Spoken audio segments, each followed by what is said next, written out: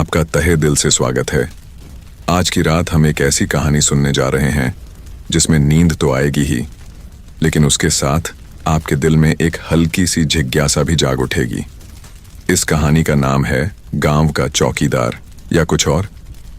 गांव की तंग गलियों में एक बूढ़ा चौकीदार रात भर सीटी बजाता हुआ घूमता है।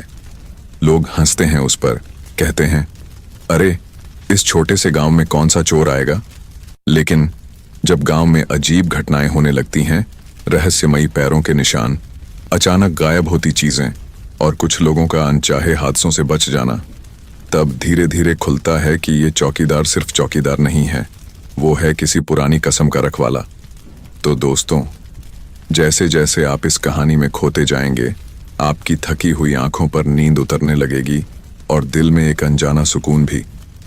अगर आपको भी ऐसी कहानियां सुनना अच्छा लगता है तो चैनल को सब्सक्राइब जरूर कीजिए और कमेंट में मुझे बताइए, क्या आपके गांव या मोहल्ले में भी कभी कोई ऐसा चौकीदार रहा है जिसकी असली कहानी शायद आज तक कोई नहीं जान पाया।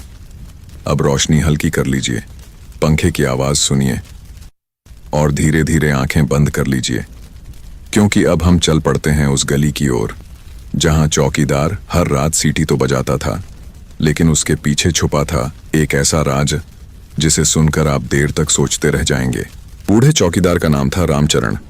उम्र 70 के पार, मगर आंखें अब भी बाज सी तेज।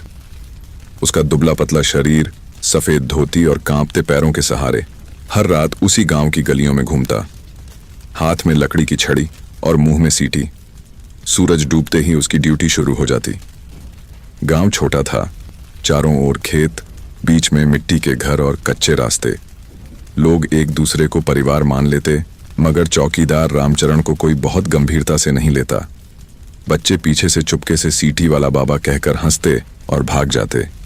बड़े लोग भी अक्सर कहते, अरे रामचरण काका, कौन चोर आएगा इस बरसाती गांव में, तुम यूं ही रात भर नींद खराब करते हो। रामचरण बस हल्की मुस्कान देता और अपनी सीटी बजाते हुए आगे बढ़ जाता। किसी ने कभी उसके दिल में झांक कर नहीं देखा।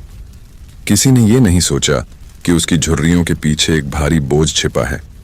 गांव में जीवन सरल था। रोज वहीं खेतों का काम, तालाब किनारे औरतें कपड़े धोती, बच्चे पेड़ों के नीचे खेलते। मगर कुछ दिनों से अचानक अजीब घटनाएं होने लगीं। एक रात लाला जी के घर से गेहूं से भरी बोरियां गायब हो गईं। किसी ने ताला तोड़ा नहीं, मगर सुबह आंगन खाली था। फिर अगली रात स्कूल से नई रखी गई किताबों का गट्ठर गायब हो गया। लोग सोच में पड़ गए, ऐसा पहले कभी नहीं हुआ था। गांव में चोरी का नामो निशान तक न था, और सबसे रहस्यमयी बात यह थी कि हर सुबह चोरी वाली जगह पर अजीब पैरों के निशान मिलते, न इंसान के न जानवर के, जैसे किसी और ही दुनिया का कोई प्राणी आया हो। गांव के लोग डरने लगे। दिन में वे इन बातों को मजाक की तरह टाल देते, लेकिन रात ढलते ही दरवाजे भीतर से कसकर बंद कर लेते। रामचरण मगर हर रात अपने नियम पर अडिग था। जब वह सीटी बजाकर गलियों से गुजरता तो लोग खिड़की से झांकते और सोचते, शायद ये बूढ़ा दिखावे को सीटी बजाता है और चोरी वाकई कोई और कर रहा है। एक रात बच्चन नामक शरारती लड़का अपने दोस्तों से बोला, चलो देखते हैं ये सीटी वाला बाबा करता क्या है। अगर ये चोरी का राज है तो हम पकड़ लेंगे। वे 5-6 लड़के अंधेरे में छिपकर चौकीदार का पीछा करने लगे। रामचरण पहले तो सामान्य लगा, वही छड़ी, वही सीटी, पर जैसे ही घड़ी ने आधी रात का घंटा बजाया, उसने तालाब की दिशा में पगडंडी पकड़ी। लड़के हैरान रह गए। उस रास्ते पर तो कोई नहीं जाता। तालाब किनारे जाते जाते अचानक रामचरण रुका। उसने दाएं बाएं देखा और जमीन पर सीटी रखकर दोनों हाथ जोड़ लिए। उसकी आवाज धीमी थी, जैसे किसी अदृश्य ताकत से बात कर रहा हो। मैं अभी जिंदा हूं, मेरी कसम अब भी पूरी है। जब तक सांस चलेगी मैं इस गांव की रखवाली करूंगा। लड़कों के रोंगटे खड़े हो गए। किससे बात कर रहा था वह बूढ़ा, और किस कसम की बात कर रहा था? वे डर के मारे भागना चाहते थे, लेकिन तभी तालाब के उस पार से अचानक सरसराहट हुई। पानी की लहरें अनजान ढंग से हिलीं और किसी भारी चीज के चलने जैसे निशान दिखाई दिए। रामचरण बिना डरे सीटी उठाकर इतनी जोर से बजाने लगा कि पूरी घाटी में आवाज गूंज गई। लड़के अब सहम चुके थे, पर तभी तालाब के दूसरी तरफ कुछ चमकती आंखें उन्हें दिखीं। क्या ये वही रहस्यमयी प्राणी था जो गांव में चोरी कर रहा था? बच्चन और उसके साथी पत्थर बनकर खड़े रह गए। रामचरण अब भी तालाब किनारे खड़ा था। उसकी सीटी की गूंज पूरे गांव और खेतों तक सुनाई दे रही थी। बच्चों को लगा यह आवाज सिर्फ डर भगाने के लिए नहीं, जैसे इसकी कोई और गुप्त शक्ति हो। तालाब के उस पार अंधेरे में चमकती हुई आंखें हिल रही थीं, सरसराहट तेज हो रही थी और पानी के भीतर से बुलबुले उठ रहे थे। बच्चन ने अपने साथियों से फुसफुसाकर कहा, भाग चलो, ये कोई आदमी नहीं हो सकता। मगर उनके पैरों ने साथ नहीं दिया। डर था, लेकिन उत्सुकता भी उतनी ही गहरी। रामचरण ने छड़ी जमीन पर ठोंकी और स्पष्ट आवाज में बोला, पीछे हट जाओ, ये जगह बच्चों के लिए नहीं है। जो देखना था देख लिया, अब घर जाओ। बच्चे हड़बड़ा गए। उन्हें लगा जैसे इस बूढ़े को पहले से मालूम था कि वे उसका पीछा कर रहे हैं। रामचरण ने धीरे से अपनी जेब से लाल धागे का गुच्छा निकाला और तालाब की दिशा में उछाला।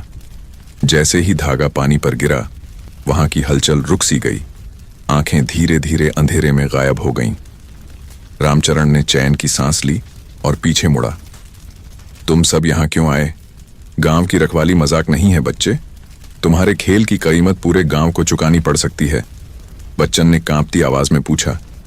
कौन था वो? वो चमकती आंखें इंसान की तो नहीं थीं। रामचरण चुप रहा। फिर उसने धीमी आवाज में कहा, जिस दिन मैं ये सीटी बजाना छोड़ दूंगा, उस दिन तुम सबको पता चल जाएगा वो क्या था।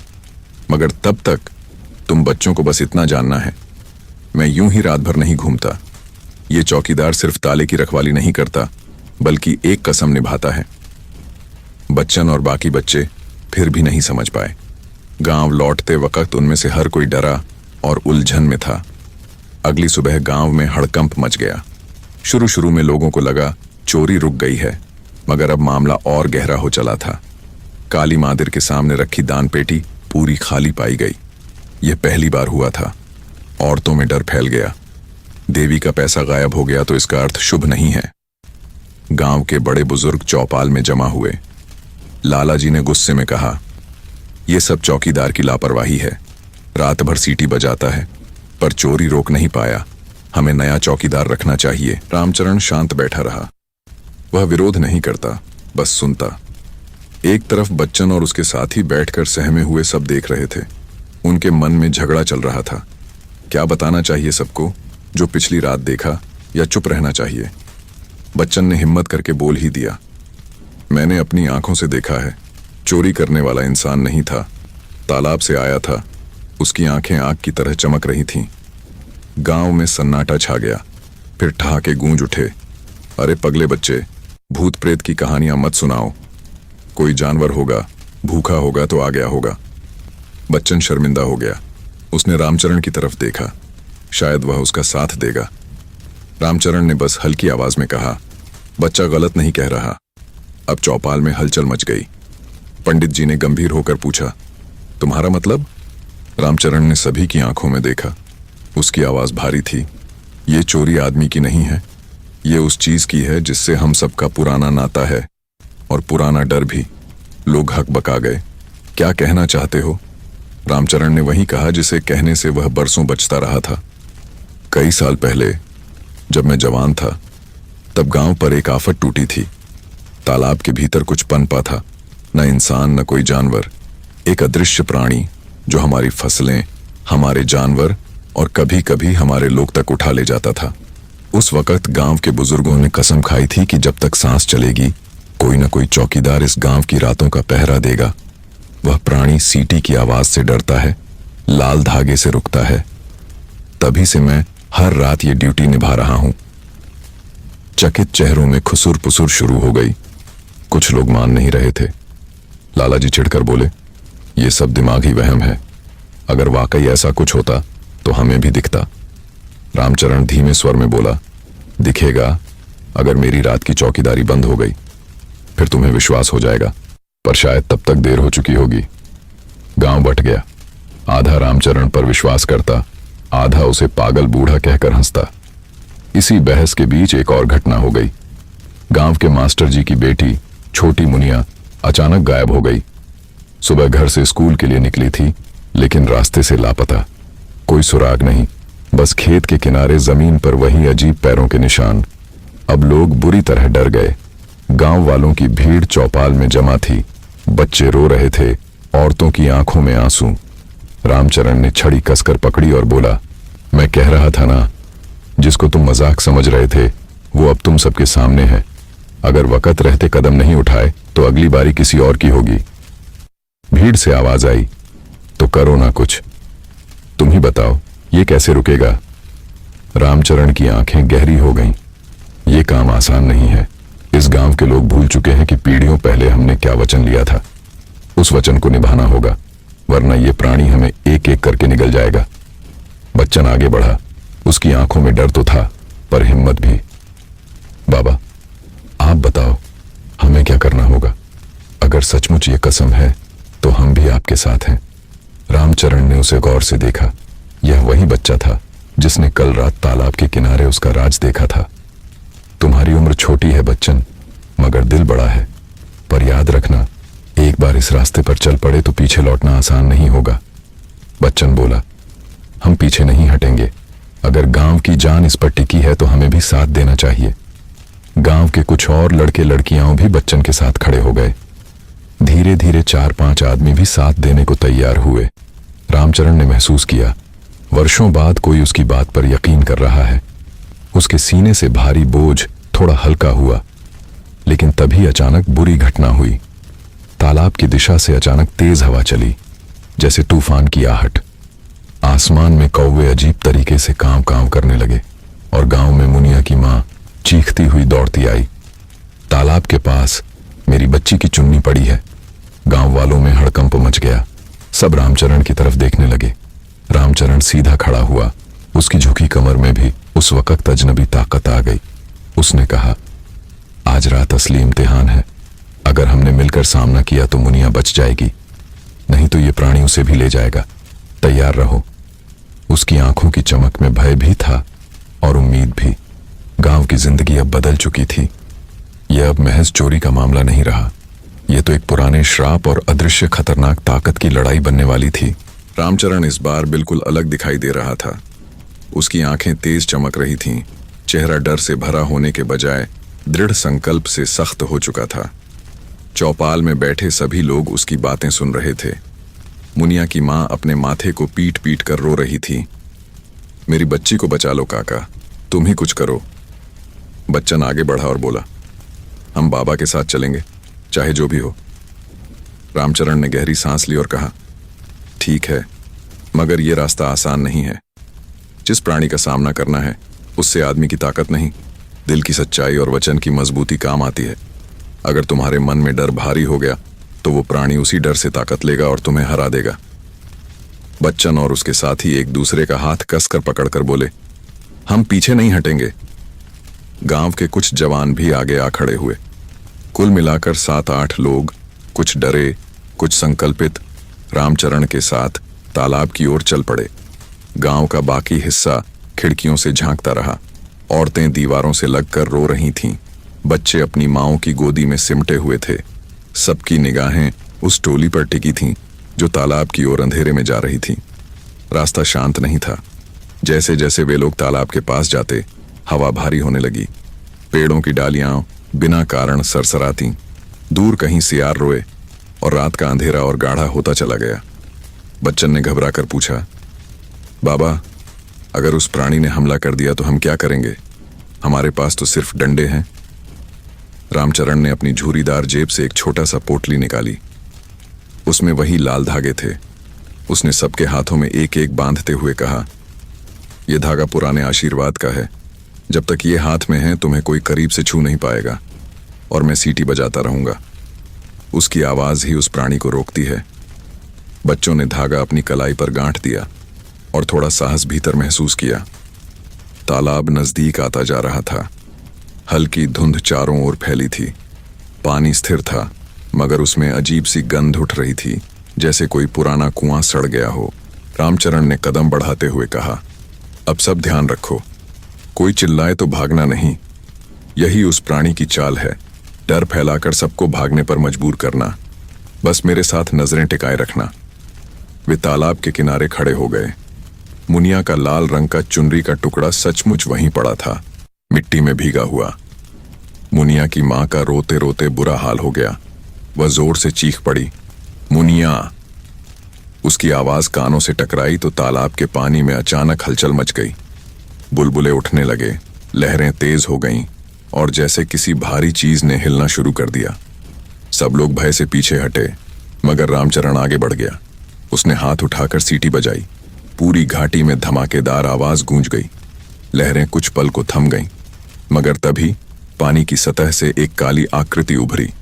उसका चेहरा साफ नहीं था, मगर चमकती दो आंखें अंधेरे को चीर रही थीं। वह इंसान जैसा दिखता, मगर उसके हाथ पांव बहुत लंबे और पंजे तेज थे। आवाज किसी गहरे कुएं जैसी गूंजी। कसम तोड़ दी, मेरी नींद क्यों भंगी? टोली के लोग डरकर चिल्ला उठे, ये बोलता है। रामचरण ने छड़ी ऊंची उठाई और कहा, तेरी नींद कभी बंद नहीं हुई थी। तूने हमारे गांव पर बार बार हाथ डाला है, मगर आज हम तुझसे सामना करने आए हैं। बच्ची को छोड़ दे। काली आकृति ने गर्जना की, तुम्हारी कसम की मियाद खत्म हो चुकी है। नया पहरा चाहिए। अब की बार एक नहीं, 7 बलि चाहिए, तभी रुकूंगा। टोली के लोग सहम गए। बलि, उनका खून जम गया।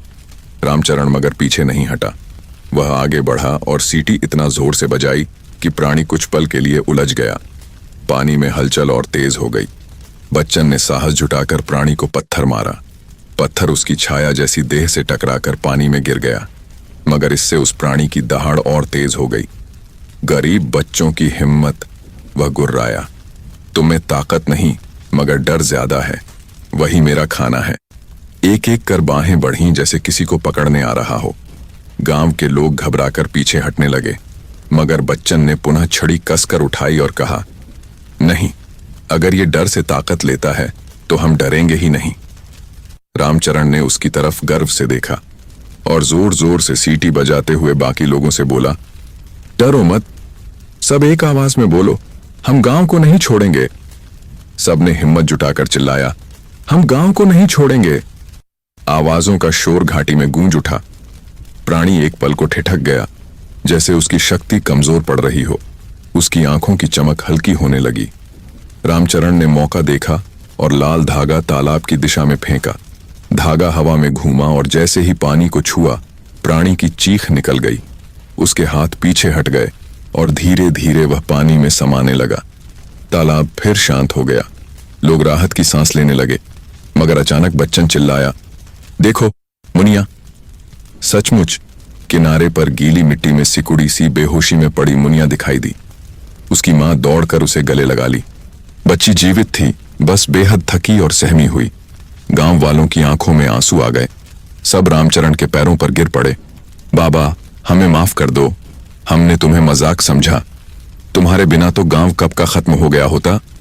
रामचरण ने बस हाथ उठाकर कहा, मैं मजाक नहीं, कसम निभा रहा हूं। मगर अब क्या आगे भी तुम सब उस कसम को निभाने को तैयार हो? लोग चुप हो गए। तालाब दोबारा शांत दिख रहा था, मगर हवा में अब भी डर बाकी था, क्योंकि सभी समझ गए थे कि प्राणी पूरी तरह गया नहीं है। यह तो बस शुरुआती लड़ाई थी। रामचरण की आंखें दूर आसमान पर टिकीं। उसके चेहरे पर उदासी थी। वह जानता था, असली संघर्ष तो अभी बाकी है। रामचरण उस रात तालाब से लौटते समय चुप था। बाकी सब लोग मुनिया की सकुशल वापसी पर खुश थे, लेकिन उसकी आंखों में चिंता और गहरी हो गई थी। गांव के लोग उसके इर्द गिर्द जमा होकर बार बार धन्यवाद देते, पैरों को छूते। कोई कहता, आप तो देवता से कम नहीं। कोई कहता, हमने आपको बेकार माना, आज तो जान बचा ली। मगर रामचरण सिर्फ हल्की मुस्कान देकर चुपचाप आगे बढ़ता रहा। सुबह होते होते पूरा गांव जाग उठा। चौपाल पर भीड़ थी। सब जानना चाहते थे कि रात को क्या हुआ और असलियत क्या है। लाला जी, जो पहले रामचरण को नकार चुके थे, अब सबसे ऊंची आवाज में बोले, काका, अब हमें खुलकर बताओ, ये प्राणी कौन है और तू अकेले सालों से क्या करता आ रहा था? रामचरण ने गहरी सांस ली। फिर उसने अपनी छड़ी एक ओर टिका दी और ऊनी चादर को कसकर कंधे पर ठीक किया। वह चौपाल की चौखट पर बैठ गया और बोला, ये कहानी बहुत पुरानी है। तुम लोगों के दादा परदादा भी शायद ये सब ठीक तरह से याद न रखते हो, मगर मैंने खुद देखा है। औरत बच्चे सब ध्यान से सुनो, ये सिर्फ कहानी नहीं, हमारे गांव का सच है। भीड़ शांत हो गई, बच्चे भी खेलना छोड़ वहीं बैठ गए। रामचरण ने बताना शुरू किया। 50 साल पहले मैं जवान था, ताकतवर, फुर्तीला। उसी समय इस गांव में बड़ी सूखा पड़ा था। खेत सूख गए, नदियां सूख गईं, लोग भूख से मरने लगे। तब गांव के पंडितों ने और बड़े बुजुर्गों ने आकर तालाब के किनारे पूजा की। उन्होंने देवताओं से प्रार्थना की कि पानी लौट आए, गांव बच जाए। कहते हैं उनकी तपस्या सफल हुई। कुछ ही दिनों में तालाब भरने लगा, बारिश आई, फसलें लहलहा उठीं। सबने सोचा चमत्कार था, पर किसी चमत्कार का भी मूल्य होता है। तालाब का पानी लौटने के साथ साथ उसमें कुछ और भी बस गया था। एक अदृश्य ताकत जो इंसानी भय और इच्छा से पलती थी। पहले तो वह छोटी दिखाई न देने वाली छायाओं की तरह थी। रात में अजीब आवाजें सुनाई देती, मगर धीरे धीरे उसने अपना रूप पकड़ना शुरू किया। जानवर गायब होने लगे, खेतों से फसलें कट पिट जाती। लोग डर के मारे तालाब के पास जाना छोड़ दिए। वो छाया ताकतवर हुई। तभी हमारे पुरखों ने यह तय किया कि कोई एक व्यक्ति जीवन भर रातों को पहरा देगा, ताकि वह ताकत गांव में खुलकर ना आ सके। सीटी, लाल धागा और छड़ी यहीं पर उसे रोकने का जरिया था। हर चौकीदार यह प्रण लेता कि जब तक सांस है वह गांव की रखवाली करेगा। यही वह कसम थी, और मुझे वह जिम्मेदारी तब की सभा में दी गई थी। भीड़ में खुसर पुसर मच गई। औरतें आपस में कहने लगीं, तो सचमुच ये सब पीढ़ियों का श्राप है? रामचरण ने सिर हिलाया। हाँ, ये कोई साधारण चोर नहीं, ये वही अदृश्य ताकत है जो वर्षों से यहां है। लेकिन अब तक मैं सीटी और कसम के बल पर उसे दबाए रखता था, पर अब वह और ताकतवर हो चुका है। अकेले मेरा बूढ़ा शरीर शायद आने वाले दिनों में इसे थाम न पाए। भीड़ में सन्नाटा था। हर कोई समझ रहा था कि गांव की सुरक्षा अब सिर्फ एक बूढ़े चौकीदार पर निर्भर नहीं रह सकती। बच्चन, जो चुपचाप सब सुन रहा था, अचानक उठ खड़ा हुआ और बोला, तब तो हमें भी कसम लेनी होगी बाबा। सिर्फ आप क्यों लड़ें? लोगों में हलचल हुई। पहले तो कई ने उसका मजाक उड़ाया, लेकिन बच्चन का चेहरा गंभीर था। उसकी आंखों में रात का देखा हुआ भय और साहस दोनों झलक रहे थे। रामचरण ने उसे गौर से देखा और कहा, बेटा, कसम लेना आसान नहीं। ये केवल पहरा देने का काम नहीं है। पूरे गांव की आत्मा को अपने कंधों पर ढोना है। भूख, ठंड, नींद, हर चीज छोड़कर यह जिम्मेदारी निभानी होगी। और सबसे बड़ी बात, यह रास्ता वापस नहीं मुड़ता।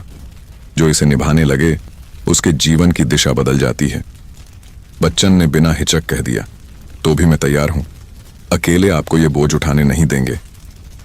लोग चुप हो गए, लेकिन धीरे धीरे कुछ और लड़के और 2-3 जवान भी बच्चन के साथ खड़े हो गए। गांव का वातावरण बदला। अब तक सब डर के मारे छिप रहे थे, मगर पहली बार उनमें सामने आने की चाह जगी। रामचरण ने राहत की सांस ली, लेकिन फिर भी उसकी आंखें चिंतित थीं। उसने धीमी आवाज में कहा, तुम्हारा उत्साह अच्छा है, मगर अब भी असली परीक्षा बाकी है। कल रात प्राणी ने बलि की बात की थी। उसका मतलब है वह और हमला करेगा, और इस बार सिर्फ खोई चीजें या चुन्नी नहीं छोड़ जाएगा। वो हमारे बीच से 7 लोगों को चाहता है। अगर हमने उसे रोका नहीं तो शायद गांव उजड़ जाएगा। औरतें डर से सिसक पड़ीं। एक ने कहा, हे भगवान, हम क्या करें? ये तो साधारण इंसान का काम नहीं। रामचरण बोला, डरना नहीं, शक्ति डर में है। अगर तुम डरोगे वो जीत जाएगा। हमें मिलकर एक नई चौकीदारी बनानी होगी। फिर वे खड़े होकर तालाब की ओर इशारा करते हुए बोले, आज से रात में मैं अकेला नहीं रहूंगा। बच्चन और उसके साथी मेरे संग गश्त करेंगे।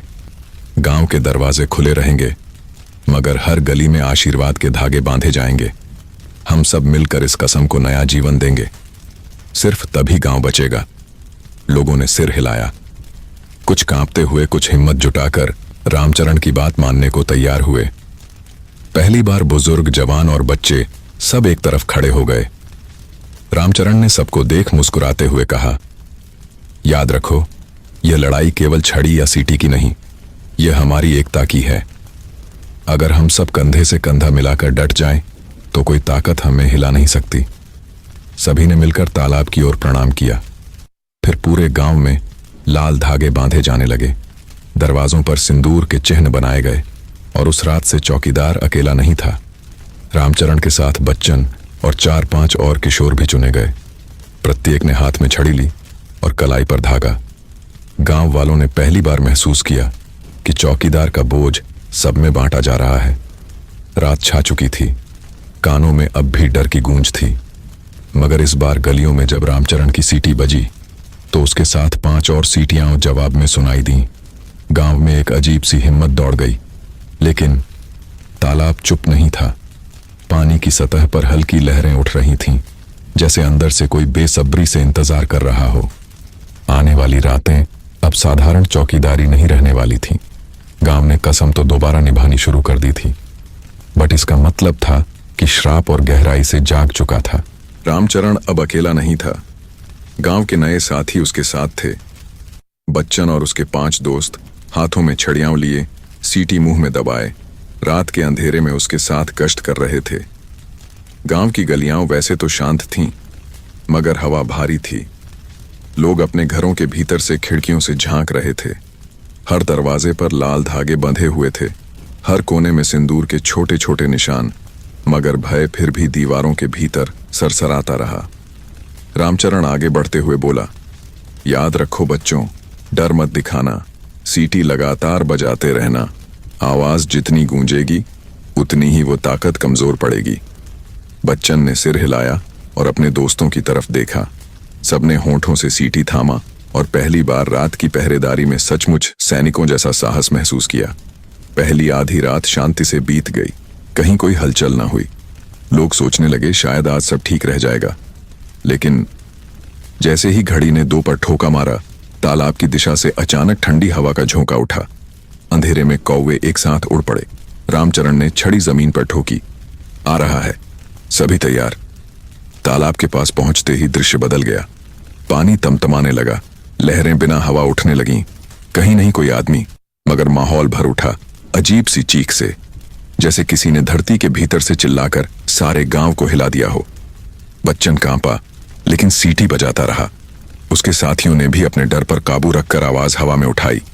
तभी पानी के बीच से वह प्राणी प्रकट हुआ, इस बार और बड़ा और खौफनाक। उसका शरीर आधा इंसानी, आधा छायादार। हाथों से पतली लताएं निकल रही थीं, जैसे सांप। उसकी आंखें लाल अंगारों जैसी चमक रही थीं। उसकी आवाज गूंजी, मैंने कहा था, 7 बलियाओं, तुम सीटी बजाकर मुझे रोक नहीं पाओगे। साथ ही उसकी लताएं बढ़कर टोली की तरफ झपटी। गांव के 2 जवान पीछे हट गए, मगर बच्चन डटा रहा। उसने छड़ी उठाकर वार किया। आश्चर्य की बात यह कि छड़ी सचमुच प्राणी की लता को काट गई। चीख निकली और वह पीछे हट गया। रामचरण गर्व से बोला, सही कर रहे हो। छड़ी सिर्फ लकड़ी नहीं, इसमें पीढ़ियों का भरोसा है। यही इसे ताकतवर बनाती है। लेकिन प्राणी पीछे हटने वाला नहीं था। उसकी लताएं अब और तेजी से बढ़ीं। एक लता ने बच्चन के दोस्त गोपाल को जकड़ लिया और उसकी टांग पकड़कर खींचने लगी। गोपाल चीखने लगा, बचाओ, ये मुझे तालाब में खींच रहा है। रामचरण ने तुरंत सीटी बजाई और लाल धागा उसकी ओर फेंका। धागा जैसे ही लता से टच हुआ, वह जलने लगी और गोपाल छूटकर गिर पड़ा। उसने कांपते हुए धागे को और कसकर थाम लिया। देखा, रामचरण चिल्लाया, कभी कसम और एकता को कमजोर मत पड़ने देना। यही हमारी असली शक्ति है। अब प्राणी ने और बड़ा रूप ले लिया। उसका शरीर पानी से बाहर निकलकर आधा सूखी जमीन पर फैल गया। उसने दहाड़ते हुए कहा, तुम सब बच्चों को आगे कर रहे हो। बुजुर्ग कायर मुझे धोखा नहीं दे सकते। आज रात कोई ना कोई मेरा शिकार होगा। लोग कांपे, कुछ जवान भागने लगे, मगर बच्चन ने चीख कर कहा, काफी भागे हम सब, अब नहीं। यह हमारा गांव है और हम लड़ेंगे। उसकी जोरदार सीटी ने जैसे भागते हुए जवानों के पैरों को रोक दिया। रामचरण ने महसूस किया कि बच्चन की आवाज अब सीटी के बराबर ताकतवर हो रही है। उसने सोचा, शायद यही लड़का मेरा आगे का वारिस है। प्राणी अब गुस्से में और हिंसक हो गया। उसने तालाब का पानी उठाकर उछाल दिया। तेज लहरें सबकी तरफ बढ़ीं, मानो डुबा ले जाएंगी। रामचरण ने जोर से चिल्लाकर मंत्र की तरह कहा, सब मिलकर एक साथ सीटी बजाओ। और अचानक पूरी टोली ने अपनी अपनी सीटी होठों पर रख दी।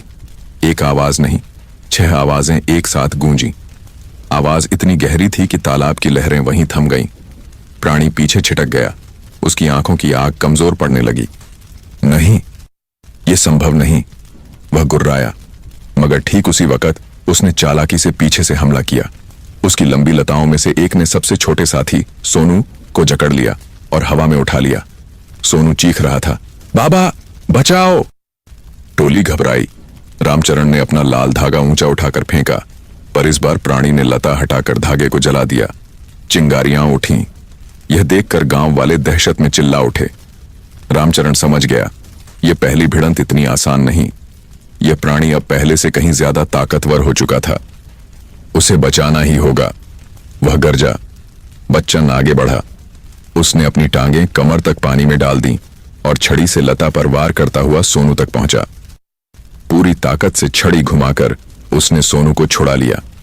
सोनू जमीन पर गिरा, कांपता हुआ मगर जिंदा। टोली ने राहत की सांस ली, लेकिन प्राणी ने चीख मारी और पूरे तालाब का पानी उफान मारकर ऊपर उठ गया। गांव वाले चीखते हुए बोले, ये तो सब डुबा देगा। रामचरण ने गर्जना की, कसम को याद करो। सभी साथियों ने जोर से सीटी बजाई। इस बार पूरा गांव भी खिड़कियों से चिल्लाने लगा, हम नहीं डरेंगे। गांव की संयुक्त आवाज, सीटियों की गूंज और छड़ियों के वार से तालाब की लहरें वहीं थम गईं। प्राणी दर्द से चीखकर पानी में वापस जा गिरा। तालाब फिर शांत हुआ। मगर सब जानते थे, ये जीत सिर्फ अस्थाई थी। रामचरण ने छड़ी पर हाथ टिकाते हुए धीरे से कहा, यह हारकर नहीं भागा, बस और ताकत जुटाने गया है। अगली बार और भयंकर हमला होगा। सबके चेहरों पर डर था, मगर जहां डर था वहीं आत्मविश्वास भी जन्म ले चुका था। पहली बार बच्चन और उसके साथियों ने महसूस किया कि वे सचमुच चौकीदारी निभा रहे हैं। गांव वाला हर कोई समझ गया, अब की रात से यह लड़ाई एक गांव बनाम श्राप है और असली जंग अभी शुरू हुई है। रामचरण अब समझ चुका था कि यह लड़ाई अकेले उसके बूढ़े कंधों पर टिके रहना संभव नहीं। पिछली रात के संघर्ष ने साफ कर दिया था कि वह प्राणी पहले से कहीं ज्यादा ताकतवर हो गया है। सुबह होते ही उसने बच्चन और उसके 5 दोस्तों, साथ ही गांव के 2 जवानों को बुलाया। वे सब थके हुए थे, हाथों में खरोचें थीं, मगर आंखों में अब भी जोश भरा हुआ था। तुम सबने बहादुरी दिखाई, रामचरण बोला, लेकिन बहादुरी सिर्फ छड़ी घुमाने से नहीं आती। असली ताकत भीतर से आती है। अगर दिल कांप गया तो हथियार किसी काम का नहीं। बच्चन ने पूछा, तो हमें क्या करना होगा बाबा? हम सीखने को तैयार हैं। रामचरण ने उन्हें चौपाल के किनारे पुराने नीम के पेड़ के नीचे बुलाया। उसके झोल से उसने कुछ पुरानी चीजें निकाली, मिट्टी की छोटी डिब्बियां, पीली मिट्टी के लेप और कुछ पुराने ताबीज। ये सब मेरे पिता ने मुझे दिए थे जब मैं चौकीदार बना था। इनका इस्तेमाल सिर्फ तब होना चाहिए जब लड़ाई सीधे जान पर बनाए। आज से तुम सब भी इन्हें सीखो। उसने सबसे पहले सीटी पकड़ाई। सीटी को सिर्फ फूंक मारने की चीज मत समझो, यह आवाज डर को काटती है। जब तुम शक्तिशाली अंदाज में बजाओगे, तुम्हारे भीतर का डर भी बाहर निकल जाएगा। सीटी बजाने का अर्थ है अपनी आत्मा की ताकत को जगाना। फिर उसने छड़ी उठाकर कहा, यह लकड़ी की छड़ी है, लेकिन वर्षों से इसमें हमारे पूर्वजों का आशीर्वाद है। जब तुम वार करते हो तो समझो तुम्हारे पीछे पूरा गांव खड़ा है। बच्चन और उसके साथी ध्यान से सुनते रहे। हर किसी ने छड़ी हाथ में लेकर अभ्यास किया। रामचरण ने कहा, वार करते समय आंखों में संकल्प रखो, डर नहीं। याद रखो, वह प्राणी डर पर पलता है। जो अपने हृदय से डर निकाल देगा वही उसे कमजोर कर पाएगा। उस दिन पूरा गांव इस अभ्यास को देख रहा था। बच्चे पहली बार खेल छोड़कर टोली की तरफ देख रहे थे और औरतें उनके लिए दुआएं मांग रही थीं। शाम ढलते समय रामचरण ने सबको चेताया, ध्यान रहे, आज रात वह प्राणी चुप नहीं बैठेगा। पिछली बार वह घायल होकर गया था, अब बदला लेने आएगा। इस बार वार गांव के किसी भी हिस्से में हो सकता है, तैयार रहना। रात गिरी। आधी रात तक सब ठीक रहा। छसीटी की आवाजें गांव की गलियों में गूंज रही थीं। लोग अपने घरों में कुछ सुरक्षित सा महसूस कर रहे थे, लेकिन अचानक मंदिर की दिशा से जोरदार धमाका हुआ। लोग घबराकर बाहर झांके। मंदिर का दरवाजा अपने आप खुल गया था। धुएं सी काली परछाइयां भीतर से निकल रही थीं। रामचरण चिल्लाया, सब उधर चलो। टोली दौड़ पड़ी। मंदिर में घुसते ही उनके सामने भयावह दृश्य था। देवी की मूर्ति पर काला धब्बा फैला हुआ था, जैसे कोई अंधकार उसे ढकना चाहता हो। दियों की लौ अपने आप बुझ रही थी और उस अंधेरे के बीच से प्राणी की आवाज गूंज रही थी। तुम सीटी बजाकर सोचते हो मुझे बांध सकते हो, मैं तुम्हारे ईश्वर तक पहुंच चुका हूं। भीड़ मंदिर के बाहर खड़ी सहम रही थी। कोई भीतर जाने की हिम्मत न जुटा सका। बच्चन के दोस्त ने कांपते हुए कहा, अब क्या करें बाबा, ये तो मंदिर में घुस गया। रामचरण ने दृढ़ आवाज में कहा, याद रखो, ईश्वर की शक्ति अंधकार से बड़ी होती है, पर हमारे भय ने ही इस प्राणी को भीतर घुसने दिया है। अब हमें मिलकर उसे बाहर निकालना होगा। सबने सीटी होठों पर रखकर एक साथ बजाई। आवाज से मंदिर कांप उठा। काले धब्बे का फैलाव कुछ थमा, पर प्राणी ने चीख कर सोनू पर हमला बोला। एक लंबी काली परछाई ने सोनू की गर्दन लपेट ली। वह हांफने लगा। बच्चन आगे बढ़ा। उसने छड़ी से तेज वार किया। छड़ी मानो चिंगारी छोड़ पड़ी। परछाई छटक कर टूटी और सोनू गिर पड़ा। लोगों की भीड़ ने हैरानी से देखा। बच्चन की छड़ी सचमुच चमक रही थी। रामचरण गर्व से बोला, यही है असली कसम की ताकत। जब तुम दिल से गांव के लिए लड़ो तो छड़ी में खुद रोशनी आ जाती है। लेकिन प्राणी अब भयानक हो उठा। उसने मंदिर की छत हिलानी शुरू कर दी। पत्थर टूटकर नीचे गिरने लगे। लोग चीखने लगे, मंदिर गिर जाएगा। रामचरण ने तुरंत लाल धागे सबको पकड़ाए। सबने मिलकर मंदिर की वेदी के चारों ओर घेरा बनाया और धागा बांध दिया। प्राणी जोर जोर से टकराता रहा, मगर धागों की आभा से आगे न बढ़ पाया। उसकी आवाज गूंजी, ये लड़ाई अभी खत्म नहीं।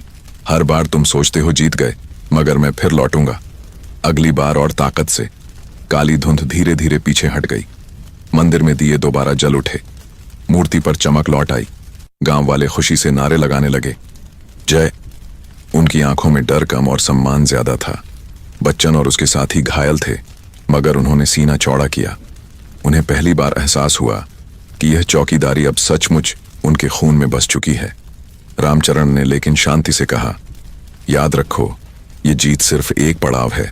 प्राणी अभी गया नहीं, कल वह फिर आएगा और शायद और भी भयानक रूप लेकर। हमें और मजबूत बनना होगा। गांव वाले अब उसकी हर बात मानने को तैयार थे। उन्होंने पहली बार महसूस किया कि चौकीदार सिर्फ रात का पहरेदार नहीं, बल्कि सच में गांव का रखवाला है। बच्चन ने अपनी छड़ी को देखते हुए मन ही मन प्रण किया, जब तक सांस है यह लड़ाई मैं भी छोड़ूंगा नहीं। रात बीत गई। तालाब पर हल्की धुंध अब भी थी और पानी के भीतर किसी गहरी ताकत की हलचल महसूस की जा सकती थी। यह युद्ध अब सचमुच खुल चुका था, पूर्ण रूप से, और हर किसी को मालूम था सबसे खतरनाक हमला अब बाकी था। रामचरण और उसकी नई टोली ने लगातार 3 रातें गांव की पहरेदारी की, लेकिन छठे दिन फसल कटाई का समय आ चुका था। खेत सुनहरी गेहूं और हरी सब्जियों से भरे थे। किसान खुश थे कि यह साल अब भूखे पेट नहीं जाने वाला। सुबह सुबह औरतें खेतों में गीत गाती, बच्चे पगडंडियों पर खेलते। लगता था मानो सारे डर किसी कोने में सिमट गए हों। मगर रामचरण जानता था कि यह शांति तूफान से पहले की चुप्पी है। उस रात उसने सबको बुलाकर कहा, ध्यान रखो, प्राणी सिर्फ मंदिर या तालाब तक सीमित नहीं, उसकी असली भूख हमारी फसलें और हमारे बच्चे हैं। आज रात खेतों का पहरा देना होगा। अगर उसने फसलों पर हाथ डाल दिया तो पूरे गांव का पेट खाली हो जाएगा, और अगर बच्चों को ले गया तो गांव की आत्मा ही मर जाएगी। गांव वाले घबरा गए। कईयों ने कहा, बूढ़े काका, खेत खुले में हैं, वहां कैसे पहरा देंगे? रामचरण ने दृढ़ आवाज में कहा, डर से कुछ नहीं होता। सब मिलकर खेतों के चारों ओर लाल धागों की परिधि बनाओ और मैं और टोली वहीं रात बिताएंगे। जो चाहे हमारे साथ खड़ा रहे। लोग पहले हिचके, मगर बच्चन और उसके साथी आगे बढ़े। फिर धीरे धीरे और जवान भी जुटे। इस बार सिर्फ चौकीदारों की ही नहीं, पूरे गांव की जिम्मेदारी थी। रात उतर आई। खेतों के चारों ओर लोग मशाल लेकर खड़े हो गए। लाल धागों की लंबी लंबी डोरियां बांध दी गईं, ताकि खेत को एक घेरे की तरह सुरक्षित किया जा सके। बच्चे अपने घरों में सुरक्षित थे, मगर उनकी हंसी खेल के बिना गांव और गंभीर लग रहा था। आधी रात तक सब शांत रहा। हवा में केवल झींगुरों की आवाजें। लोग सोचने लगे, शायद आज प्राणी नहीं आएगा। मगर तभी अचानक खेतों की मेड़ों पर कुछ हलचल हुई। पहले तो सबको लगा कोई जानवर होगा, लेकिन जब अंधेरे में वही लाल सी चमकती आंखें दिखीं, सबके रोंगटे खड़े हो गए। रामचरण ने सीटी बजाई। आवाज चारों ओर गूंज उठी, पर इस बार एक नहीं, कई परछाइयां खेतों में उतर आईं। हर फसल की कतार में एक एक काली आकृति झूम रही थी। ऐसा लग रहा था जैसे प्राणी अकेला नहीं, अपने और भी रूपों को ले आया है। लोगों ने दहशत में चिल्लाना शुरू किया, ये तो कई हैं। मशालें कांपने लगीं। रामचरण गरजा, डरो मत, यह सब उसका छलावा है। असल में वो एक ही है, लेकिन हमारे डर से कई रूप ले रहा है। जितना डरो उतने रूप बढ़ेंगे, लेकिन डर को रोकना आसान नहीं था। अलाव के पास बैठे कुछ औरतें चीख पड़ीं जब देखा कि उनके पीछे से भी वैसी ही परछाई उठ रही हैं। बच्चन ने छड़ी उठाई और जमीन पर जोर से मारी, फिर चिल्लाया, यह सब नकली है। सब लोग अपनी आंखें बंद करो और सीटी बजाओ। गांव वाले उसकी आवाज पर भरोसा कर बैठे। सबने एक साथ आंखें मूंदी और सीटी बजाई। तुरंत ही दर्जनों काली आकृतियां धुएं की तरह हवा में घुल गईं। लेकिन तभी असली प्राणी प्रकट हो गया। इस बार खेतों के बीच से उसकी एक लंबी छाया उठी। उसका शरीर गेहूं से भी ऊंचा हो गया। उसने दहाड़ते हुए हाथ फैलाए और बोला, तुमने मेरा अपमान किया है, अब ये फसलें मेरी होंगी और तुम्हारे बच्चों की हंसी भी। इसके साथ ही हवा तेज हो गई। बवंडर जैसा तूफान खेतों को झकझोरने लगा। फसलें झुक झुक कर टूटने लगीं। लोग दहशत से चिल्लाने लगे। रामचरण ने तुरंत अपनी टीम को इशारा किया। बच्चन और बाकी लड़के खेत के बीच में घुस गए और चारों कोनों पर खड़े होकर अपनी अपनी सीटियां बजाने लगे। आवाज इतनी संवेद थी कि हवा कुछ थमी। मशालें और देदीप्यमान होने लगीं। प्राणी ने गुस्से में लंबी लताएं फैलाकर फसलें उखाड़नी शुरू कर दी। बच्चन ने वार किया। उसके वार से रोशनी निकलने लगी, पर तभी गांव के घरों से अचानक बच्चों की रोने की आवाज आई। सब चौंके। बच्चे, बच्चे! औरतें चीख पड़ीं। गांव की गली से धुएं सा अंधेरा निकलकर बच्चों के आंगन की ओर बढ़ रहा था। रामचरण समझ गया, यह चाल है। प्राणी ध्यान बटाना चाहता है। वह गरजा, 2 हिस्सों में बंट जाओ, आधे लोग खेत बचाओ, आधे बच्चे। गांव वाले बेतहाशा दौड़ने लगे। कुछ खेत में टिके रहे, कुछ बच्चों के घरों की दिशा में। बच्चन ने अपने दोस्तों से कहा, मैं खेत संभालता हूं, तुम लोग बच्चों के पास जाओ। उसकी छड़ी अब चमक रही थी। उसने अकेले उस विशाल छाया पर वार करना शुरू किया। हर बार जब वह छड़ी उठाता, रोशनी की लहर उठती और फसलों की कतार फिर सीधी हो जाती। दूसरी ओर सोनू और गोपाल घरों की ओर दौड़े। वहां बच्चों को घेरने की कोशिश कर रही काली धुंध को उन्होंने सीटी और लाल धागों से रोका। औरतें भी साहस जुटाकर अपने आंगनों में दिए जलाने लगीं। पूरा गांव एकजुट होकर लड़ रहा था। प्राणी अब पागल हो चुका था। उसने चिल्लाकर कहा, तुम सब मुझे बार बार रोक सकते हो, पर जीत नहीं सकते। जब तक तुम्हारी कसम पूरी नहीं टूटेगी, मैं लौटता रहूंगा। रामचरण ने डटकर जवाब दिया, जब तक तुम लौटते रहोगे, हम भी डटकर खड़े रहेंगे। कसम कभी नहीं टूटेगी। इस बार रामचरण और बच्चन दोनों एक साथ सीटी बजाने लगे। आवाज ऐसी थी मानो आसमान भी कांप उठा। चारों ओर खड़े गांव वाले भी अपने अपने बर्तनों और ढोलक पर जोर जोर से बजाने लगे। शोर बढ़ता गया और प्राणी की छाया छोटे छोटे टुकड़ों में बिखरने लगी। आखिरकार उसने एक लंबी चीख मारी और धुएं के गुब्बार की तरह रात के अंधेरे में उड़ गया। खेत शांत हो गए। बच्चों की रोने की आवाज धीरे धीरे थम गई। औरतें उन्हें गले लगाकर रो पड़ीं। गांव ने राहत की सांस ली, मगर हर किसी के दिल में यह बात उतर चुकी थी कि यह लड़ाई बार बार होगी। रामचरण ने छड़ी पर झुके हुए कहा, आज तुम सबने मुझे गर्व दिलाया। यह पहली बार था जब पूरा गांव सचमुच चौकीदार बना। यही हमारी जीत है। बच्चन ने थककर छड़ी टिकाई और कहा, बाबा, अब चाहे जितनी बार लौटे, हम पीछे नहीं हटेंगे। गांव की फसलें अभी भी खड़ी थीं। बच्चे सुरक्षित थे और पहली बार लोगों की आंखों में डर से ज्यादा दृढ़ता दिखी। लेकिन तालाब की ओर देखते हुए हर किसी को एहसास था, प्राणी अभी खत्म नहीं। वह कहीं और ताकत बटोर रहा होगा और अगली बार शायद यह जंग जीवन मरण की सीमा तक जाएगी। रामचरण रात भर की लड़ाई से थका हुआ चौपाल के किनारे बैठा था। उसकी सांसें भारी थीं, मगर आंखों में अब भी वही दृढ़ता थी। गांव के लोग उसके चारों ओर जमा थे। कुछ औरतें बच्चों को सीने से लगाए सिसक रही थीं। किसान अपनी टूटती बचती फसलों पर सोच में डूबे खड़े थे। बच्चन उसकी ओर देखता रहा। उसके कपड़े फटे थे, बांह पर चोटें पड़ी थीं, मगर चेहरे पर हार का भाव जरा भी नहीं था। बाबा, बच्चन ने कहा, हमने इस बार भी जीत हासिल की, लेकिन हर बार ये प्राणी और ताकतवर होकर लौट आता है। इसे पूरी तरह खत्म कैसे करेंगे? गांव भर की निगाहें उसी सवाल पर टिकी थीं। रामचरण ने लंबे मौन के बाद कांपती आवाज में कहा, मैंने तुम्हें सब बताया था, तालाब का श्राप, कसम और पहरेदारी। पर अब वक्त है उस हिस्से को बताने का जिससे मैं अब तक चुप था, क्योंकि अगर ये ज्ञान समय से पहले प्रकट होता तो गांव के लोग डर से ही मर जाते। सबकी धड़कनें तेज हो गईं। रामचरण ने अपनी झुर्रीदार उंगलियां कमर से बंधे पुराने थैले में डालीं। उसमें से उसने एक बहुत पुरानी फटी पुरानी किताब निकाली। इसके पन्ने पीले, किनारे से टूटे हुए और अक्षर काली स्याही से धुंधले। लोग चौकन्ने होकर देखने लगे। ये क्या है? बच्चन ने पूछा। रामचरण ने कहा, यह हमारे गांव का पुराण ग्रंथ है। मेरे दादा ने इसे मुझे सौंपा था। यह वही समय था जब पहली बार तालाब के भीतर वह प्राणी उभरा था। इसमें लिखा है वो कौन है और उसकी कमजोरी क्या है। गांव में सन्नाटा छा गया। अलाव की धीमी लौ में उस ग्रंथ की परछाई सबके चेहरों पर डगमगाने लगी। रामचरण ने पन्ने खोले और पढ़ना शुरू किया। बहुत समय पहले, जब यह धरती सूखी पड़ी थी और लोग भूख से मर रहे थे, गांव के पूर्वजों ने बरसात और उपज की खातिर साधना की।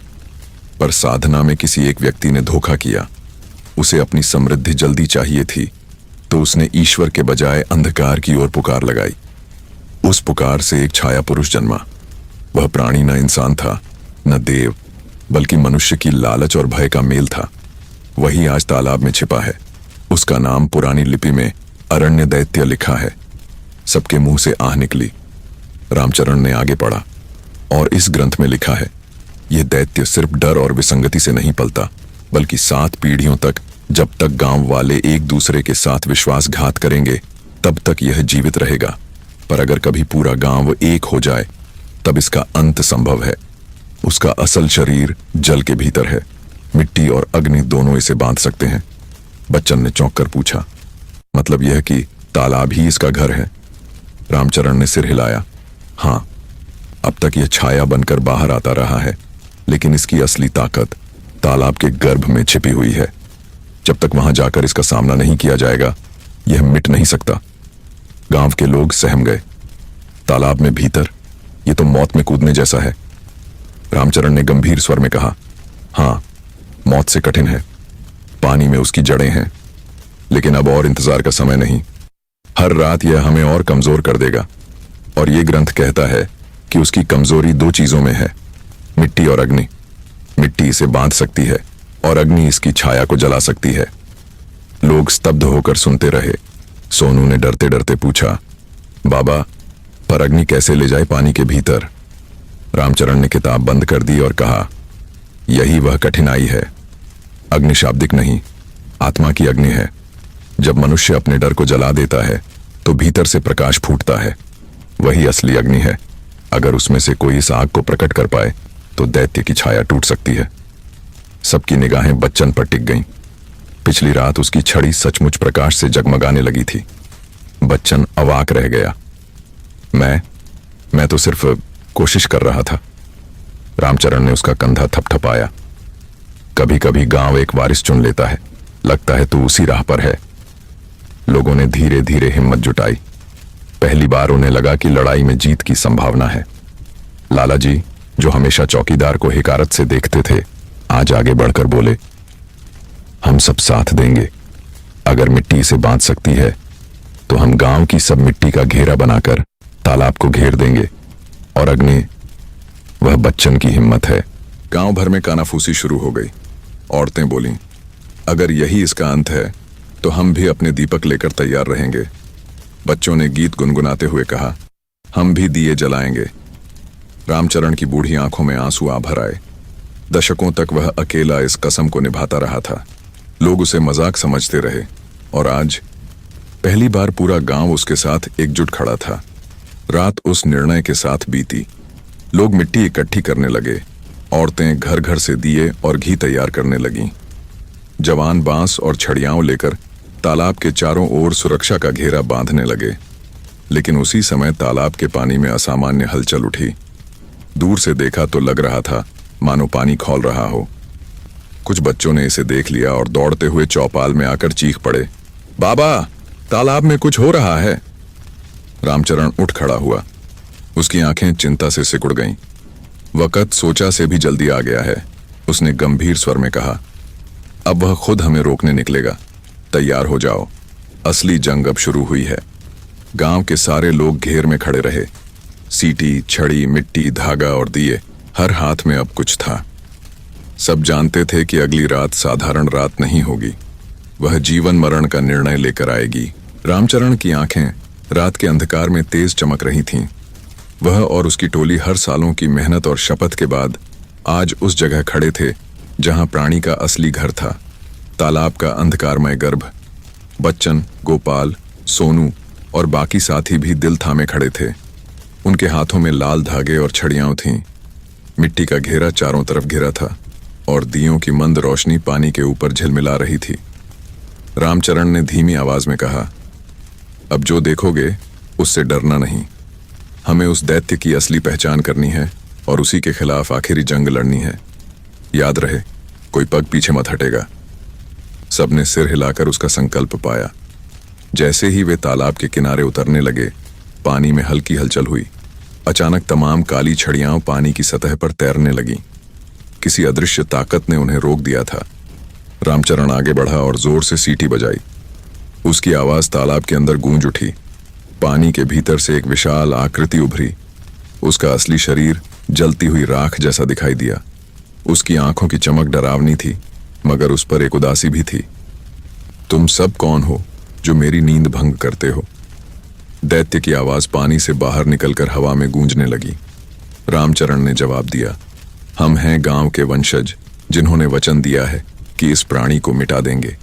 तुम जितनी भी ताकत जमा कर लो, हमारी कसम और हमारी हिम्मत उससे बड़ी है। दैत्य ने अपने विशाल शरीर को लपेटा और पानी में गहरा डुबकी लगाई। अचानक तालाब का पानी लाल रंग से भर गया। टोली घबराई, मगर रामचरण ने कहा, डरो मत, यही वक्त है मिट्टी और अग्नि की ताकत दिखाने का। उन्होंने मिट्टी की गुड़ियां और ताबीज तालाब में डालने शुरू किए। बच्चे दियों को जलाते रहे और रामचरण ने जोर से सीटी बजाई। पानी के नीचे दैत्य ने घमंड से दहाड़ा, मगर धीरे धीरे उसकी छाया कमजोर पड़ने लगी। मिट्टी के गोले उसकी चमकती परतों पर छूटने लगे। अचानक पानी में से एक तेज लहर उठी और दैत्य की छाया गहरे जल में दबने लगी। रामचरण ने अपनी छड़ी से ठोंक कर कहा, अब अग्नि जला दो। बच्चन ने घी से भरे दीपक जलाए और तालाब के किनारे रखा। धीरे धीरे रोशनी फैलने लगी और दैत्य की छाया जलने लगी। उसने चीख मारी, तुमने मेरी नींद तोड़ दी, अब मेरी मौत होगी। तालाब के पानी में लाल सुनहरे रंग के जलते हुए अंगार फूट पड़े। दैत्य हिलते डुलते हुए धीरे धीरे गायब होने लगा। गांव की पूरी टोली औरतों, पुरुषों, बच्चों के साथ तालाब के किनारे खड़ी थी। उनकी धड़कनों ने तालाब की शक्ल पकड़ी और एक बार फिर गांव में एक नई सुबह आई। रामचरण ने अपने साथियों को देखा। आंखों में खुशी और थकान दोनों थी। यह जंग खत्म नहीं हुई, पर यह कसम अभी और मजबूत हो गई है। रामचरण और उसकी टोली ने तालाब की लड़ाई में एक महत्वपूर्ण जीत हासिल की थी। गांव में पहली बार उस प्राणी के भय को थोड़ी राहत मिली। लोग उम्मीद के साथ सुबह उठने लगे, लेकिन असली परीक्षा अभी बाकी थी। कहते हैं कि हर बड़ी लड़ाई के बाद एक नई जंग छुपी होती है, और यह बात पूरी तरह सच साबित हुई। रातों की गश्त जारी थी। गांव के चारों ओर लाल धागे और दियों की रोशनी फैली थी, मगर उस दिन गांव में कुछ अजीब सा माहौल था। कई लोग मिले बिना कहे परेशान लग रहे थे। कुछ ने संगठित होकर घरों से बाहर निकलना कम कर दिया था। रामचरण के गहरे अनुभव ने कहा कि यह साधारण डर नहीं, बल्कि कहीं से अंदर से उपजा खतरा था। एक दिन उसने बच्चन को बुलाया। कुछ लोग भीतर से हम पर हमला कर रहे हैं, डर का नहीं बल्कि धोखे का। बच्चन ने पूछा, कैसे बाबा, हम सब तो एकजुट थे। रामचरण ने गंभीरता से कहा, सारे गांव का दिल एक नहीं होता। कुछ ऐसे भी होते हैं जिन्हें प्राणी की ताकत में फायदा दिखता है। वे हमारे बीच में छुपे रहते हैं और धीरे धीरे चैन तोड़ते हैं। अगले कुछ दिनों में छोटी छोटी घटनाएं हुईं। खेतों में जहरीली फसलें, बच्चों का बुखार और घरेलू सामान का गुम होना। लेकिन स्कूल के मास्टर ने ध्यान दिलाया कि ये सब गांव के अंदर ही किसी की साजिश लगती है। रामचरण ने गांव वालों को एकत्र किया। आज रात हम उस दुश्मन का सफाया करेंगे। रात आते आते स्थिति गंभीर हो गई। एक एक कर कई लोगों के घरों से लकड़ी और धातु की छोटी छोटी वस्तुएं गायब हो गईं। गांव के सबसे भरोसेमंद युवक सोहन अचानक गायब हो गया। सबकी आंखों में डर बैठ गया। रामचरण ने कहा, यह वह लड़ाई है जो मुझे सबसे ज्यादा डराती है। लड़ाई तो हम प्राणी से लड़ सकते हैं, पर यहां हमारे बीच का धोखा है। बच्चन ने आवाज उठाई, हमें धोखा देने वाला कौन है? रामचरण ने ज्यों ही कहा, किसी को शक नहीं, बल्कि ध्यान देना होगा। गांव में शोर मचा। करीब आधा गांव एक दूसरे पर शक करने लगा। अचानक गांव के सबसे बुजुर्ग हरिदास ने कहा, मेरे ख्याल से यह काम कुछ लोग कर रहे हैं जिन्हें इस श्राप से कोई फर्क नहीं पड़ता, जो खुद की ताकत बनाना चाहते हैं। सबने उसकी बात गंभीरता से सुनी। रामचरण ने कहा, हम सबको चौकस रहना होगा, छोटी छोटी बातों को समझना होगा। मैं रात भर गांव का पहरा लूंगा, पर मुझे तुम्हारी मदद चाहिए। रात होते हुए गांव में फिर से कुछ अजीब हुआ। मस्जिद के पास एक गुप्त मुलाकात हुई, जहां कुछ लोग मिली भगत कर रहे थे। बच्चन और उसके साथी छुपकर सुनने पहुंचे। उन्होंने सुना कि कुछ लोग प्राणी की ताकत का सहयोग कर रहे थे, गांव को अंततः अपने कब्जे में लेने की योजना बना रहे थे। बच्चन घबराया, बाबा, ये तो अंदर से ही नुकसान कर रहे हैं। रामचरण ने गंभीर होकर कहा, इसीलिए हमें एक नई योजना बनानी होगी। अब लड़ाई गांव के बाहर नहीं, गांव के भीतर भी लड़नी है। विश्वास और धोखे की लड़ाई। गांव के लोग अब टूटने लगे। जो एक दिन एकजुट थे, आज भय और शंका में बंट गए थे। रामचरण ने अपनी छड़ी उठाई और जोर से कहा, जो चाहे जो भी हो, मैं इस गांव का चौकीदार रहूंगा। इस बार न सिर्फ प्राणी से, न सिर्फ भय से, बल्कि उस छुपे हुए दुश्मन से भी लड़ूंगा। हम सबको मिलकर गांव को बचाना होगा। बच्चन ने अपने साथियों से कहा, अब हमें दोनों लड़ाइयां लड़नी हैं, बाहर की ताकत और अंदर के धोखे का सामना। रात हुई और गांव के सब दरवाजे ताले से बंद हो गए, मगर रामचरण और उनकी टोली के दिलों में अब और भी बड़ा जज्बा था। वे जानते थे, सच्ची लड़ाई तभी शुरू होती है जब बाहर का दुश्मन दूर नहीं हो और अंदर का भी सामने आ जाए। रामचरण की आंखों में गहरी चिंता थी। वह समझ चुका था कि प्राणी के साथ लड़ाई जितनी बाहरी है, उससे कहीं ज्यादा अंदरूनी लड़ाई भी जरूरी है। गांव के कुछ लोग अब उसके खिलाफ षड्यंत्र कर रहे थे, जो डर और लालच में बंधे हुए थे। बच्चन ने खिड़की से बाहर देखा। गांव की गली में कुछ छिप छिपाकर मिल रहे थे। बाबा, ये लोग कौन हैं? क्या वे हमारे ही दुश्मन हैं? रामचरण ने धीमी आवाज में कहा, हाँ बेटा, यही तो सबसे बड़ी कठिनाई है। जब दुख और भय इंसान की सोच बदल देता है, तो कभी कभी अपने ही सामने शत्रु पनपने लगता है। आज की रात हमें सच का सामना करना होगा। पूरी टोली को रामचरण ने चौपाल पर बुलाया। सबने अपनी अपनी बात रखी। कुछ ने सच सामने आने से डर जताया, वहीं कुछ ने साफ चेतावनी दी कि यदि छुपे दुश्मन को रोका नहीं गया तो पूरा गांव खतरे में पड़ जाएगा। अचानक एक बुजुर्ग ने कहा, मुन्ना लाल ही है। पहली बार से मैं देख रहा हूं कि उसकी बातें अजीब हैं। वो अक्सर अकेला चलता है और कभी कभी गांव के गुप्त कोनों में जाता है। सबकी निगाहें मुन्ना लाल पर गईं, जो गांव का एक नौजवान था पर रमूसी स्वभाव वाला। लोगों के विश्वासघात की खबर अब तेजी से फैली थी। मुन्ना लाल को बाकी टोली ने पकड़ लिया और उसके सामने सवाल जवाब किए। मुन्ना लाल चिल्लाया, मैंने गांव को नुकसान पहुंचाने के लिए कुछ नहीं किया। ये सब प्राणी की चाल है, जो हम सबको लड़वाना चाहता है। रामचरण ने गंभीर लहजे में कहा, अगर तुम सचमुच निर्दोष हो तो अपने आप को साबित करो। गांव के बाकी लोगों को यह विश्वास दिलाओ। गांव में फूट पड़ गई। कुछ लोग मुन्ना लाल पर शक छोड़ने लगे, वहीं कुछ ने उसे सही माना। शाम होते होते रामचरण ने सब लोगों और टोली को दो हिस्सों में बांट दिया। एक दल मुन्ना लाल के साथ छुपे दुश्मन की जांच करने निकलेगा, जबकि दूसरा दल प्राणी की गतिविधियों पर नजर रखेगा। गांव में खुफिया कार्रवाई शुरू हुई।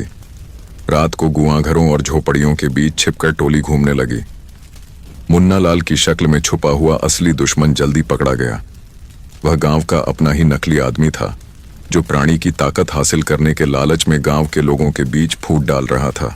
वह प्राणी के साथ गुप्त संपर्क में था और गांव की दुर्बलता का फायदा उठा रहा था।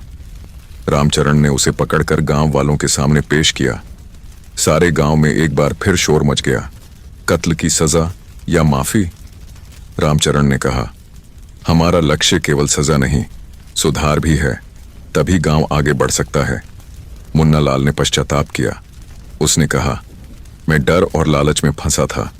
अब मैं अपने अपराध स्वीकार करता हूं और पूरी मदद करूंगा। गांव वालों ने उसका हाथ थामा। पहली बार उनका दिल टूटे हुए जख्मों से जुड़ रहा था। इस बीच प्राणी ने महसूस किया कि गांव के अंदर भी ताकत जाग रही है। वह अब और भी ज्यादा हिंसक हो गया। उसने गांव के भयंकर रूप में हमला करना शुरू किया। रामचरण और उसकी टोली ने अपने दुश्मनों से लड़ते हुए गांव को बचाने की नई जंग शुरू की। कमजोर होते दिलों के बीच मजबूत होता गांव का भरोसा कि जब लोग एक दूसरे को समझेंगे, तभी वे इस रहस्यमयी ताकत को परास्त कर पाएंगे। रामचरण ने महसूस किया कि लड़ाई अब केवल प्राणी के खिलाफ नहीं है। गांव में बाहरी खतरा और अंदरूनी संकट दोनों की आंधी आई हुई थी। रात के सन्नाटे में गांव के दरवाजे बंद थे, मगर भीतर अजीब हलचल थी। लोग डर और शंका के बीच जीने लगे थे। एक रात जब रामचरण, बच्चन और टोली तालाब की गश्त कर रहे थे, तो दूर की पहाड़ियों से अंधेरे में तेज भगदड़ मची। गांव की महिलाएं चीख पुकार कर कहने लगीं कि बाड़ी से बाहर आदमी आए हैं। यहां उस बाहरी खतरे की पहली झलक थी। कोई बाहरी दल सांझ के बाद गांव पर हमला कर रहा था, किसी अज्ञात मकसद से। रामचरण ने तुरंत टोली को संभाला। सब संभलो, ये लड़ाई अब दोगुनी हो गई है। न सिर्फ दैत्य से, बल्कि इंसानों से भी लड़ना होगा। बच्चन ने हथियार उठाए और कहा, बाबा, हमें गांव को बचाना होगा। हमारा कसम टूटनी नहीं चाहिए। लेकिन यह लड़ाई भौतिक ही नहीं थी। गांव के अंदर पिछले दिनों की फूट, शक और डर ने कई लोगों को एक दूसरे से लड़वा दिया था। रात की पहली वारदात हुई जब गांव के एक हिस्से में आग लग गई। पता चला कि यह आग किसी ने जानबूझकर लगाई थी। गांव के बीचों बीच तनाव फैल गया। रामचरण ने बड़ी मुश्किल से लोगों को शांत किया। यह काम वही कर सकते हैं जो गांव को नहीं बचाना चाहते। हमें दोनों खतरे से पंगु नहीं होना है। गांव के कुछ लोग साथ आए और कुछ ने धोखे की राजनीति शुरू कर दी। गांव की एक बड़ी रंजिश, जिसने प्राणी के भय से भी ज्यादा नुकसान पहुंचाया। रामचरण ने बच्चन को कहा, देखो बेटा, अब हमने न सिर्फ बाहरी धावा रोकना है, बल्कि गांव के भीतर की टूट को भी जोड़ना होगा। इसी बीच गांव के कुछ युवक जो पहले साथ थे, एक दूसरे के खिलाफ खड़े हो गए। दोस्ती की जगह शक और द्वेष ने ली, लेकिन रामचरण और उसकी टोली सद्भाव की नई नींव रखने के लिए जुट गए। उन्होंने गांव के लोगों को समझाने और साथ लाने का काम शुरू किया। एक दिन रामचरण और बच्चन ने गांव के मुख्य बाग में सभा आयोजित की। उन्होंने कहा, हमें याद रखना होगा कि हम एक परिवार हैं। जो लड़ाई बाहर है, उससे निडर होकर लड़ना है, और जो झगड़ा अंदर है, उसे समाप्त करना है। सभा में लोगों ने अपने मन की बातें बताईं, गुस्सा दिखाया, पर धीरे धीरे सभी ने समझा कि टूटना नहीं चाहिए। आगे बढ़कर रामचरण ने गांव के बुजुर्गों और युवाओं को साथ लेकर सुरक्षा की नई रणनीति बनाई। गांव के चप्पे चप्पे पर दोहरी गश्त रखी गई। रात के अंधेरे में गांव के बाहर छुपे असली दुश्मनों के कदमों की आवाजें सुनाई देती, मगर अब गांव वालों का दिल मजबूत था। बच्चन ने कहा, अब चाहे जितना भी खतरा आए, हम पीछे नहीं हटेंगे। ये गांव हमारी जान है। रामचरण ने सीटी बजाई और गांव के सभी लोगों से सहकार्य की अपील की। सब एक साथ आओ, डर को मात दो। हमारी एकता ही सबसे बड़ी ताकत है। गांव ने न केवल प्राणी और बाहरी हमलावरों का सामना किया, बल्कि अपने टूटे हुए रिश्तों को भी जोड़ा। ये जंग जितनी बाहरी थी, उतनी ही भीतर की लड़ाई भी थी। गांव का चौकीदार रामचरण, बच्चन और उनकी टोली ने साबित किया कि कसम और एकता से हर अंधेरा मिटाया जा सकता है। और इस जंग के बीच गांव ने पहली बार सचमुच समझा कि डर और डराने वालों से लड़ने का मतलब है सबसे पहले अपने दिलों में एक दूसरे को अपनाना। रामचरण की आंखों में पिछले दिनों की लड़ाइयों के निशान थे, लेकिन अब उनके चेहरे पर दृढ़ता की नई चमक थी। गांव में जो बड़े संकट बीत रहे थे, उनमें से एक तो बाहरी और आंतरिक दुश्मनों से जूझना था, वहीं एक गहरा और अनपेक्षित रहस्य भी उजागर होने वाला था। गांव के बुजुर्गों के अनुसार जो ग्रंथ रामचरण ने पहले पढ़ा था, उसमें एक और कथा छिपी हुई थी जो प्रधान गांव को अंततः बचा सकती थी, पर उसके लिए पूरी पंचायत को एक साथ आना होगा। रामचरण ने गांव के सभी लोगों को बुलाकर कहा, अब तक हमने अपनी ताकत के बारे में बहुत कुछ सीखा है, लेकिन यह लड़ाई सिर्फ बाहरी और अंदरूनी दुश्मनों की नहीं है। इस गांव में एक और भी बड़ा खतरा है जो लंबे समय से हमें छुपा कर रहा है। लोग उत्सुक हुए, लेकिन साथ में भयभीत भी। रामचरण ने धीरे धीरे वह कथा सुनानी शुरू की जिसमें बताया गया कि उस तालाब की गहराई में एक और रहस्यमयी शक्ति थी। प्राणी वही था जो वर्षों से गांव को त्रस्त करता आया था, लेकिन उसके साथ साथ एक अंधकारमय छाया और थी जिसे गांव का साया कहा जाता था। गांव का साया वह रहस्यमयी ताकत है जो गांव के अंदर बसे डर, नफरत और झगड़ों से पैदा हुई है।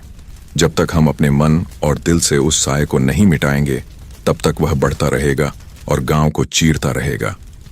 रामचरण की आवाज भारी थी। जिस दिन हम अपने बीच के फूट और नफरत को खत्म कर लेंगे, उसी दिन उस साये का भी अंत होगा। गांव के बुजुर्गों और युवाओं में यह बात फैल गई। उनमें से कईयों ने आंखें बंद कर गहरे सोच में डूब गए। बच्चन ने पूछा, तो इसका मतलब है कि हम सिर्फ बाहरी दुश्मनों के नहीं, बल्कि अपने ही भय और मतभेदों से भी लड़ रहे हैं? रामचरण ने सिर हिलाया, बिल्कुल, और यही सबसे कठिन लड़ाई है बेटा। पहला युद्ध बाहरी प्राणी से है और दूसरा अंदरूनी साये से, जो अंततः दोनों की जीत तभी सुनिश्चित होगी जब हम एकजुट होंगे। गांव ने इस संदेश को गहराई से अपनाया। लड़ाइयों के बीच जब भी कोई फूट की आहट हुई, लोग रामचरण और बच्चन को याद दिलाते कि उन्हें डर और जंगली मतभेदों पर विजय पाना है। समय बीतता गया, मगर गांव में शांति अभी दूर थी। बाहरी हमले जारी थे और अंदरूनी टूट धीरे धीरे ठीक हो रही थी। लेकिन उस रात जब पूरा गांव दीपों से जगमगाया, गांव के किसी कोने में एक अनजान परछाई फिर से जाग उठी। रामचरण ने माथा पकड़कर कहा, तैयार रहो, ये आखिरी लड़ाई ही सच्ची जीत लेकर आएगी। गांव की गलियां चुप थीं, लेकिन उस चुप्पी में एक भीषण तूफान के आहटें थीं। रामचरण और उसकी टोली ने कई हफ्तों की कड़ी मेहनत के बाद उस क्षण का इंतजार किया था जब वे प्राणी के खिलाफ अंतिम वार करेंगे। रात का अंधेरा छाया हुआ था और पूरे गांव में दियों की रोशनी दमक रही थी। लाल धागे चारों ओर बंधे, मंदिर से लेकर तालाब तक हर जगह सुरक्षा के प्रतीक थे। गांव के हर व्यक्ति ने अपने हृदय में कसम बंधाई थी, इस बार प्राणी को जड़ से मिटा देंगे। रामचरण ने चारों ओर देखा। बच्चन और बाकी के चेहरे पर भी दृढ़ता थी। यह लड़ाई केवल भौतिक हथियारों की नहीं, बल्कि आत्मा की थी। जैसे ही वे तालाब के पास पहुंचे, हवा में एक अजीब सी सिहरन दौड़ गई। पानी धीरे धीरे लालिमा लिए कांपने लगा। प्राणी का काला साया उभरने लगा। उसकी आंखें आग की तरह चमक रही थीं और उसका गर्जना पूरे गांव में गूंजने लगा। तुम्हारे वचन मुझे कभी नहीं रोक पाए, लेकिन इस बार मैं तुम्हारा अंत लाने आया हूं। रामचरण ने बिना घबराए छड़ी उठाई और जोर से सीटी बजाई। उसका सुर बाकी गांव वालों की सीटियों से मिला और आवाजें तालाब के ऊपर गरजने लगीं। प्राणी, तुम्हें डर का मिथ्या साया मेरी रोक नहीं सकता, रामचरण ने कहा। आज हमें दिखाओ, तुम्हारा असली भय कौन है? प्राणी ने अपनी लंबी धुंधली छाया के साथ हमला किया।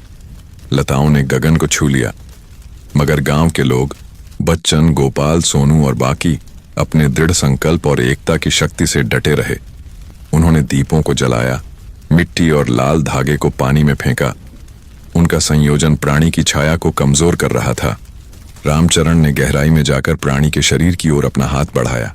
उसकी छड़ी ने एक चमकदार प्रकाश छोड़ा। उसकी शक्ति से प्राणी की आंधियां शांत होती चली गईं। यह शक्ति है गांव की एकता की, वह कसम जो हम सब ने निभाई है। अकेले मैं नहीं, हम सब की ताकत है जो इस प्राणी को हराएगी। धीरे धीरे प्राणी की छाया टूटने लगी। उसने अंतिम दहाड़ लगाई और तालाब के जल में समा गई। गांव वाले जीते, पर उनकी जीत भावना से ज्यादा प्रेम और विश्वास की जीत थी। रामचरण ने बाहें फैलाकर सबको आशीर्वाद दिया। याद रखो, यह लड़ाई हम सबकी है, और जब हम एकजुट रहते हैं तो कोई भी ताकत हमें हरा नहीं सकती। बच्चन ने सीटी बजाई। उस आवाज में जितनी ताकत थी, उससे गांव की गलियां फिर से जीवित हो उठीं। गांव की शाम को शांति और आनंद ने घेर लिया। बुजुर्गों ने कहा, आज हमने न केवल शैतान पर जीत हासिल की, बल्कि अपने भीतर की सबसे बड़ी लड़ाई भी जीती। रामचरण ने मुस्कुराते हुए कहा, आइए हम सब मिलकर अपने गांव को एक परिवार बनाए रखें, ताकि भविष्य में कोई भी अंधेरा हमारी खुशियों को ना छू सके। रामचरण की आंखों में अब एक चमक थी, जो वर्षों की लड़ाइयों के बाद मिली थी। वह गांव के लोगों के बीच खड़ी दीछा था, और पूरा गांव एक बार फिर से खुशी और विश्वास से भर गया था। गांव ने अपने अतीत के हर अंधकार और भय को पीछे छोड़ दिया था। तालाब की वो रहस्यमयी छाया, प्राणी, आंतरिक दुश्मन, सब कुछ अब धीरे धीरे मिटता जा रहा था। लेकिन कहानी का असली अंत उस एकता में था जो गांव वालों ने पाया था। रामचरण ने अपनी छड़ी उठाई और कहा, देखो बच्चों, ये कहानी केवल एक लड़ाई की नहीं, बल्कि हमारी कसम, हमारी मेहनत और हमारी एकता की कहानी है। जब हम सब एकजुट होंगे तो कोई भी ताकत हमें हरा नहीं सकती। बच्चन ने मुस्कुराते हुए कह दिया, हम सब ने मिलकर डर पर विजय पाई है। अब हमें और आने वाले लोग भी इस कसम को निभाना होगा। यही हमारे गांव की असली ताकत है। गांव के लोगों ने एक दूसरे का हाथ थामा। बुजुर्ग, महिलाएं, बच्चे, जवान, सब एक परिवार बन चुके थे। उन्होंने सीखा था कि अकेले कोई भी मुश्किल से पार नहीं पा सकता, लेकिन मिलकर वे हर तूफान का सामना कर सकते थे। गांव के त्योहारों में अब एक नई रौनक थी। हर दिया, हर गीत, हर हंसी में एक कहानी थी। कहानी उस चौकीदार की जिसने गांव को बचाने की कसम खाई। रामचरण के चरणों में फूल बिछाए गए। गांव के बच्चे कहानियां सुनाते हुए बड़े हुए कि कैसे उनका गांव अंधेरे और भय को जीत गया। और सबसे महत्वपूर्ण बात, उस गांव के लोग आज भी हर रात सीटी बजाते हैं। यह सीटी नहीं, बल्कि एक उम्मीद की आवाज है जो हर दिल में गूंजती है, हम एक हैं और हम मजबूत हैं। अगर आप अभी तक यह वीडियो देख रहे हैं तो इसे अपने दोस्तों और परिवार वालों के साथ जरूर शेयर कीजिए। वीडियो के अंत में कुछ खाली हिस्सा है, लेकिन उसे छोड़कर वीडियो बंद मत कीजिए। ऐसा करने से YouTube को लगता है कि हमारी वीडियो बेकार है, इसलिए दर्शक बीच में ही छोड़कर जा रहे हैं। इसलिए अगर आप चाहते हैं कि यह वीडियो और भी लोगों तक पहुंचे, तो बस अपने मोबाइल का वॉल्यूम कम कर दीजिए, फोन को साइड में रख दीजिए, आंखें बंद कीजिए, लंबी गहरी सांस लीजिए और आराम से सो जाइए। शुभ रात्रि।